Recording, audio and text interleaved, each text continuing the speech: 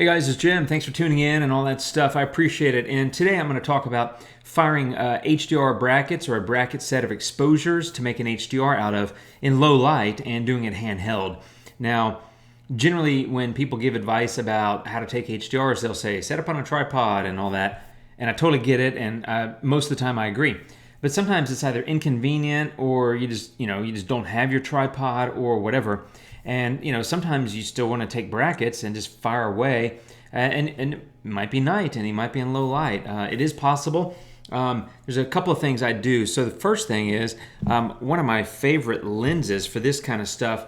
And to be clear, this is like cityscape where you have some ambient light, because in a landscape you're pretty much going to need a tripod because there's no light, right? You're going by the light of the moonlight, or what, it depends on the time of day, sunset or whatever. So depending on how far into, let's say, blue hour it is, you're probably going to need a tripod. You already know that.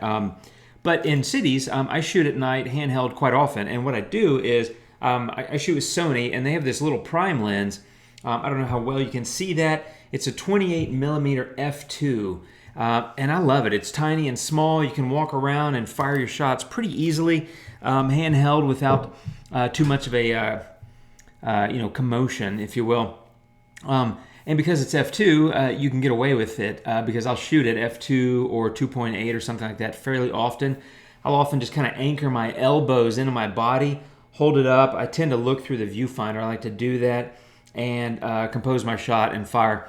If I can lean against a wall or a post or something to give myself a little bit more stability, I do that. And generally, I would say move your ISO up, so increase the ISO. And don't hesitate to shoot at a wide open aperture like f2 or f2.8 or whatever your lens may do. So I'm going to walk through an edit of a photo that I did, exactly these things I'm talking about. Now, here's the three exposures. There's the dark one and the medium one and the light one. And as you can see, they're moving. Even though I'm doing the things that I'm talking about, I'm kind of twitchy by nature, just to be honest. And so I tend to move a little bit. But that's the beauty of Aurora. When you blend them and you select de-ghosting, because there are people in this. If you look there, and they're moving, right? They're walking. This is in London. I shot one night. But the de-ghosting works, I think, incredibly well in Aurora, and the alignment works really well. So I chose to do both de-ghosting and alignment, and this is my final result. And to me, that looks really nice. That's exactly what I wanted it to look like. Now, I focused on the center of the frame, so I focused on that sign. But even if you zoom in, you can see that like the sign looks good, the bike looks good. A lot of these things look good. Even the people look pretty good. I'll zoom in a little bit more. And I shot this at f2.8, right? So it looks pretty solid. Where you're going to lose detail or crispness is up here, like outer edges of the frame and things like that. But the truth is, I don't really care about that.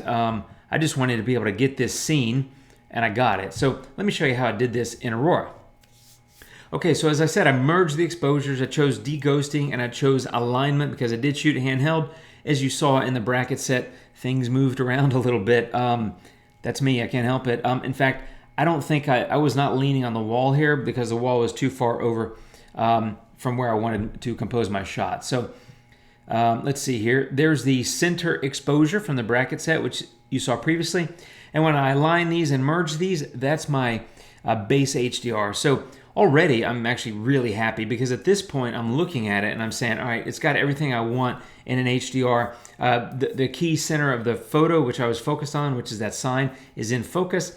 The details, I think, look pretty good. The light is well balanced. And that leaves one thing for me primarily, and that is I want to change the colors. Because I love to shoot in cities at night and anytime, but the lights are on in the cities at night. But you get a lot of these things here in cities, like those lamps or light posts or whatever, and they're always this yellow-y kind of orange, and I don't really like that. I prefer to have a bluer kind of look to my photos, and this kind of was blue hour. You can see in the sky, it's not dark. It was getting dark, but it's not completely dark. So I'm going to go work on that. So first thing I did is go to HDR Basic, and I did my usual temperature to the left, tint to the right, and that gives me a little bit bluer temperature and a little bit pinker on the tint. I do that a lot. I talk about it probably in every video. You're sick of hearing about it. Sorry.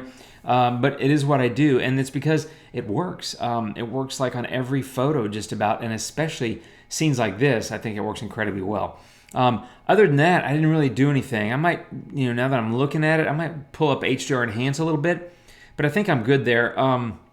Next, I went into color. Let me turn that on. And this is where I said, all right, I need to liven this thing up a little bit, because if you recall, kind of flat, too yellow. That's the center exposure, not the base HDR, but still kind of flat, need some work. So I said, boom, let's pop the colors a little. So I gave it a nice jump in saturation and vibrance, and a little bump in color contrast as well. Next was top and bottom tuning. And here I just did a little bit, I don't even know if you can tell, but I basically lifted the exposure and took down the vibrance a little bit in the top, and I did the exact same thing in the bottom. Let me turn that off. You can see there and there. Turning down the vibrance helped me tame that kind of yellowy saturation that I was getting from my previous filter, which was the color filter. So I do that a lot, both in Aurora and Luminar, where I'll make colors pop, and then I'll do other things to sort of tame them a little bit, and then I might do something else that makes them pop, and then I might tame them. So to me, color is the thing. It is my favorite thing really to play with in photos, but it's something where I'm always looking for the balance of, I like big colors. I don't want to make them completely unreal most of the time, but I want them to look nice, and I want them to pop, but I want to control it. So a controlled pop, maybe. I don't know what you call it. So it's a delicate dance, for lack of a better word, where I'm always, bumping the colors and then ratcheting it back a little bit. I'm always playing filters off of each other. And to that point, I next went into color toning, which is split toning. And if you look here, I just basically added a little bit of orangey yellow in the highlights and a little bit of blue in the shadows. It's very subtle, and in fact, you can barely tell the difference. And so at this point, I was like, I kind of like the photo. I mean, I like the scene because I shot it. I like the lines. I love signs. I love twinkly lights and stuff, and cityscapes and all the architecture and shapes. I even don't mind having the people in it, even though I'm not a portrait photographer, clearly. But I also generally, when I'm shooting street scenes and stuff, I most often like them to be kind of clear of people. But this was a busy night in London and a busy part of London, and there's no getting away with it. So I literally stepped into the shot, fired away, and stepped out, and there were people coming behind me. So quick grab. Anyway, I like everything about the shot except not really the colors. So I kind of sat on it, and this is another thing I do a lot with Luminar and Aurora, is I'll just save the photo and just say, all right, well, let me save that, off to the side as a native, file, so that it'll keep my history and filters and all that, and then I'll come back to it. So when I came back to it, I added a new layer. And I do that when I come back to add a new layer, because I just like to come at it fresh without messing up what I've already done, right? So to me, if I'm going to add a bunch of new stuff on top of what I've already done, I want to do that on a new layer, because if I start experimenting and decide it just completely sucks, I'll just delete that layer, and I still have my base edits that I'd previously done. Because, I'm not in love with the look of the photo at this point, but I like it, and I'm like, all right, I need to do some more color work. So I came back, I went into HDR Basic, and here I just took the temperature to the left, added a little bit of contrast, which I had not done in HDR Basic on the base level, and not for any reason. I just, I don't know why, I didn't really do that, but the contrast helps to add a little bit of shadow and moodiness maybe to the image, and then the temperature cooling it off I think helps, because it was too yellowy orange for me. Next I popped some image radiance onto it, and that's just kind of that moody kind of romantic look. And that's kind of what it is to me, and especially at night in cities, I love to add that, because there's a lot of light and shadow. But when you're shooting HDR and you get that really well exposed image where the light's visible across the entire frame, I'm not always a fan of that. I guess I like to put a little shadow back in to sort of keep the viewer guessing a little bit about it, instead of just like boom, hey look, everything's perfectly lit. I kind of would rather add back a little bit of that glow, if you will. So that's what I did there. In fact, I would take that a little higher, just to give it a little bit more of that kind of moody punch. And then I came into color toning again. And basically what I did here is create more of that bluish kind of look. And that's because I just thought it was too orange. On the previous layer, I'd use color toning or split toning, and I added a little bit of that pinkish yellow into the highlights, and I came now and just kind of reversed that effectively. So I could go back to the base layer and just, erase that from that filter, but since I was experimenting and had a new layer, I just said, well, let me just stick it on here and see what happens. So there's the before color toning on this layer, and there's after. So a nice little blue, I guess, and they're both kind of in that bluish kind of range, as you can see here.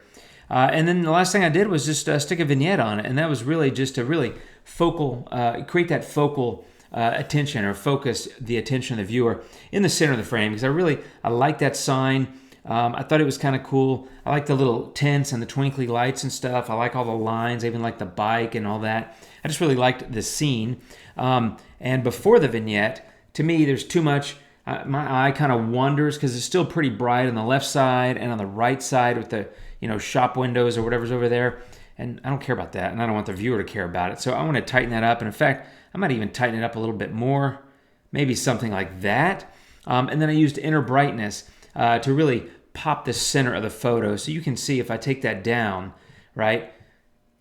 It works, I think, without it, but I like that center being a bit brighter. So I had it like 60 something, and I think that really adds quite a bit of pop. And so there's the before.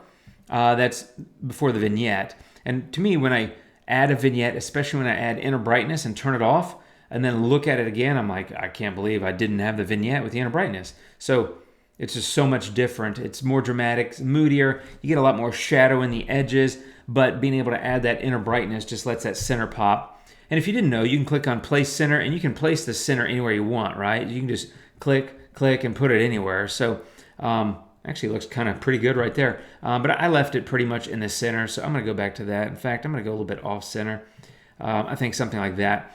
And there's my before and after. So there's the before and the after, right? So that's the base, and there's the edited HDR. One more time, before and after. We came a long way. It's 2 layers. It's a few filters in each layer. It's really not a lot of work. It's mostly me sitting here talking to you. So I'll give you back your day. Hope you have fun. Thanks for watching. Just keep in mind, stick those elbows in tight, lean on something, bump up your ISO if you can, shoot wide open depending on the scene. I shot this at f2.8. My ISO is 100, so there was enough light here that I could get away with it. And that's it, my friends. Hope this helps. Hit subscribe and like and share and leave a comment if you would, and let me know what you think about these videos. I'll be back real soon. I got a couple of more cool ones coming on Luminar, and we'll talk soon. Have a great day. Thanks for watching, and adios.